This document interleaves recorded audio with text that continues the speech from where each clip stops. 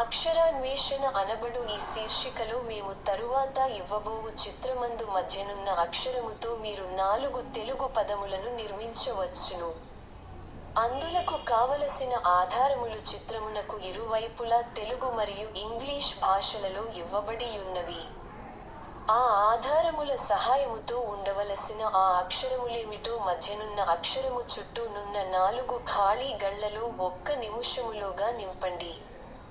ఒకవేళ ఆ కాల వ్యవధిలోగా ఖాళీలను నింపలేక పోయిన ఎడల 1 నిముషము తదనంతరము ఆ సమాధానము లేమిటో మేమివ్వగలము.